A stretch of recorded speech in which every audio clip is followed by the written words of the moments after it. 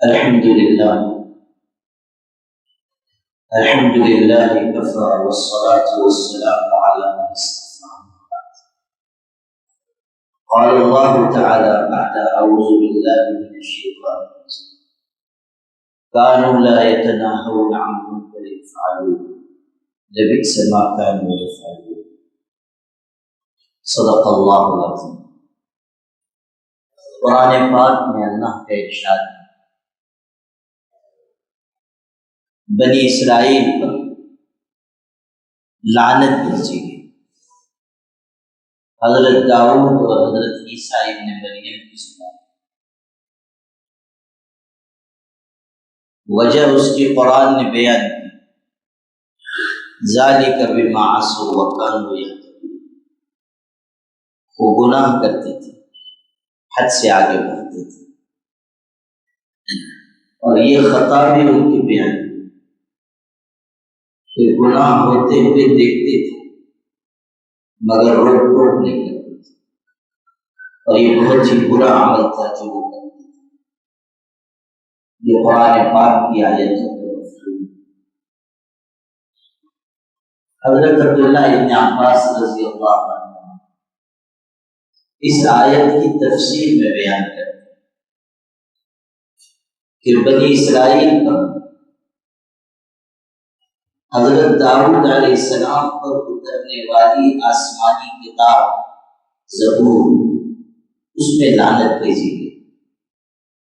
حضرت موسیٰ علیہ السلام پر اترنے والی کتاب توریت اس میں ان کو ان کی غلطی پر متوجہ کیا. حضرت عیسیٰ پر اترنے والی کتاب انجیل اس میں ان پر لعنت کی گئی. محمد صلی اللہ علیہ وسلم پر اترنے والی کتاب قرآن پاک اس میں ان پر لعنت بھیجی گئی. وجہ اس کی یہ تھی کہ ایک تو وہ خود گناہ کے عادی تھے، اور دوسرے یہ کہ گناہوں پر روک ٹوک کا مزاج نہی عن المنکر سے روکے، برائی کو ہوتا ہوا دیکھ رہے ہیں اور چھپ گئے، نافرمانی ہو رہی ہے اور اپنی مشغولیت میں محسوس کر رہے ہیں کہ غلط ہو رہا ہے، لیکن کسی مصلحت کی وجہ سے زبان روکے ہوئے. اب آپ کو حدیث سناتا ہوں. نبی کریم صلی اللہ علیہ وسلم نے ارشاد فرمایا کوئی ایسی قوم، کوئی ایسی جماعت جس پہ گناہ ہو رہا اور وہاں کے لوگ اس کی قدرت رکھتے، یہ گناہ کرنے والے نہیں، گناہ کرنے والوں کے علاوہ جو لوگ ہیں، ارشاد فرمایا کہ وہاں کے لوگ اس کی قدرت رکھتے کہ وہ اس گناہ کو مٹائیں، لیکن وہ ایسا نہیں کرتے. قریب ہے کہ اللہ ان سب پر عذاب دے. یعنی صرف وہ لوگ نہیں جو گنہگار ہیں پکڑے جائیں، جو گناہ پر چپ ہیں، جو نافرمانی پر چپ ہیں، جو بے حیائی دیکھ رہے ہیں اور نظر انداز کر رہے ہیں، جو سرکشی کے کام دیکھ رہے ہیں اور گزر جا رہے ہیں، جن کو اتنی مہلت نہیں کہ ٹوکے، جن میں اتنی جرأت نہیں کہ وہ گناہ کو گناہ کہہ کر پکارے، جو مصلحتوں کے عادی ہو گئے، جو اپنی منفعت پر نظر کرنے والے ہو، یا جو اپنی دنیا میں اتنے مشغول ہو گئے کہ ان کا یہ خیال ہوا جس کو جو کرنا ہے سو کرو، ہم سے کچھ لینا دینا نہیں. اس امت کا یہ امتیاز ہے، یاد رکھیے، اس امت کا یہ امتیاز ہے کہ یہ امر بالمعروف اور نہی عن المنکر والی امت. قرآن میں ارشاد ہوا وَلْتَكُن مِّنكُمْ أُمَّةٌ يَدْعُونَ إِلَى الْخَيْرِ، تم میں ایک مضبوط جماعت ہو، بھلائی کی طرف بلائے، برائی سے روکے. مومنوں کی شان بیان ہوئی وَالْمُؤْمِنُونَ وَالْمُؤْمِنَاتُ بَعْضُهُمْ أَوْلِيَاءُ بَعْضٍ. مسلمان ایک دوسرے کے دوست ہیں، بھلی بات کا حکم دیتے ہیں، بری بات سے روکتے ہیں. ان کے بالمقابل 10ویں پارے میں آپ پڑھیے، ان کے بالمقابل منافقوں کا ذکر ہوا. ارشاد ہوا والمنافقون والمنافقات، بعضهم من بعض، منافق ایک دوسرے سے جڑے ہوئے ہیں، یأمرون بالمنکر وینہون عن المعروف ویقبضون ایدیہم، منکر کا حکم دیتے ہیں، منافقت بے حیائی کی طرف لے جائے، نفاق انسان کو بے حیائی کا علم بردار بنائے، منافقین ایک دوسرے سے جڑے ہوئے ہو، ایک دوسرے کے عیب ڈھانپیں گے، برائیوں کا حکم دیں گے، بھلائیوں سے روکیں گے، بخل اور کنجوسی کے راستے پر چلیں۔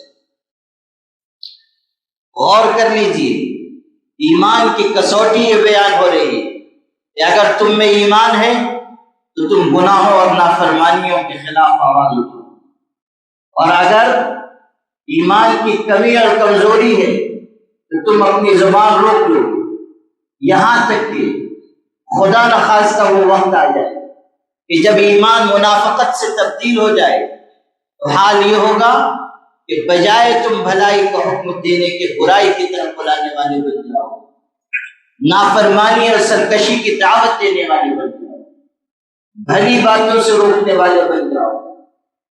آپ دیکھیں کہ اگر برائی کے خلاف آواز اٹھائی جا رہی تو بعض لوگ مشورہ دیتے ہیں کہ ایسا مت کیجیے، مطلب یہ کہ آپ بھلے کاموں سے روک رہے ہیں، آپ امر بالمعروف سے روک رہے ہیں، آپ بھلی باتوں اور بھلے کاموں کو معاشرے میں فروغ نہیں دینا چاہتے۔ یہ وہی بات ہے جس کو قرآن کہہ رہا ہے کہ منافقت ہوگی تو انسان منکر کا حکم دینے لگے، بے حیائی کا حکم دینے لگے، بھلی باتوں سے روکنے لگے۔ آپ پڑھیے نہی عن المنکر کی کتنی تاکید کی گئی۔ نبی کریم صلی اللہ علیہ وسلم نے صحابہ سے کہا راستوں پر مت بیٹھو، ایک مرتبہ آپ نے فرمایا راستوں پر نہ بیٹھو۔ صحابہ نے کہا اللہ کے رسول صلی اللہ علیہ وسلم کبھی ضرورت پڑ ہی جاتی ہے، کبھی بیٹھنا ہی پڑتا ہے۔ آپ نے فرمایا اگر ایسا ہو فآتوا حقہ، اگر راستے پر بیٹھنے کی ضرورت پڑ ہی جائے تو راستے کا حق ادا کرو۔ صحابہ نے پوچھا وما حق الطریق یا رسول اللہ کے رسول، راستے کا کیا حق ہے؟ آپ نے 5 باتیں ارشاد فرمائیں۔ غض البصر، نگاہ جھکا کر بیٹھو، کسی نامحرم پر نگاہ نہ کرو، نگاہ کی خیانت نہ کرو، اس لیے کہ بد نگاہی انسان کے دل کو مردہ کر دیتی، بری نگاہ انسان کے ایمان کو نقصان پہنچاتی۔ غض البصر، نگاہ نیچے رکھو، کف الاذی، کسی کو تکلیف نہ پہنچنے دو، یعنی راستے پر ایسے نہ بیٹھو کہ چلنے والوں کو کوئی اذیت اور تکلیف پہنچے۔ رد السلام، سلام کا جواب دو، جو لوگ گزرے تم کو سلام کریں ان کو سلام کا جواب دو۔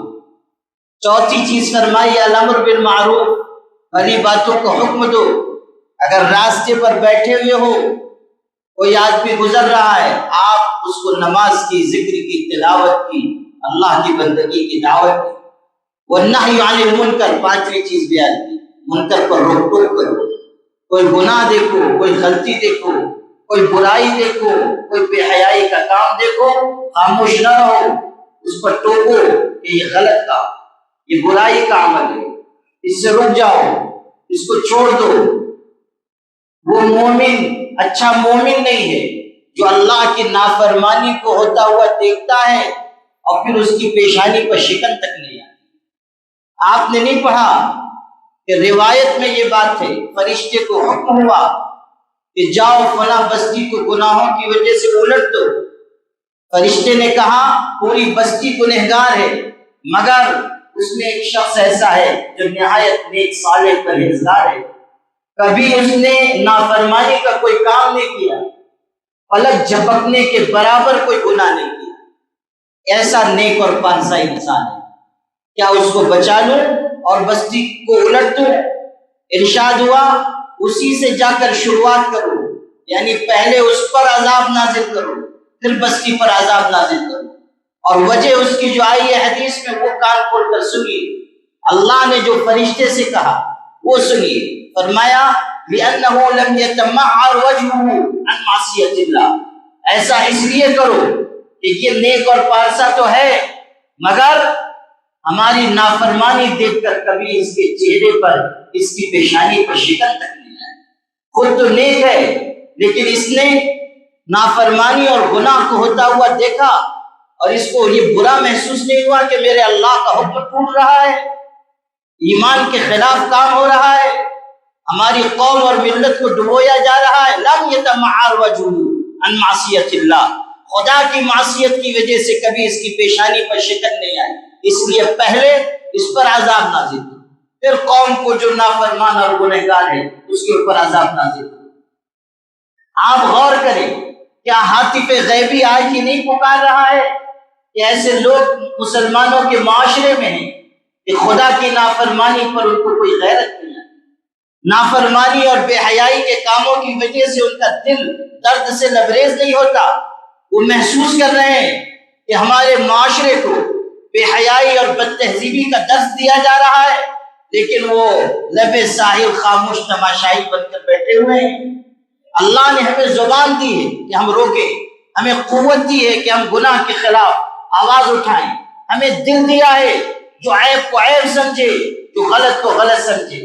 اگر آج ہم اپنے فریضے کو ادا نہیں کریں گے، اپنی ذمہ داری کو نبھائیں گے نہیں، تو لاکھ آپ سیاسی لوگوں کو دوش دیتے رہیے، لاکھ آپ احتجاج کرتے رہیے، خدا تعالیٰ کی طرف سے مصائب اور مشکلات سے ہم کو کوئی بچا نہیں سکتا ہے۔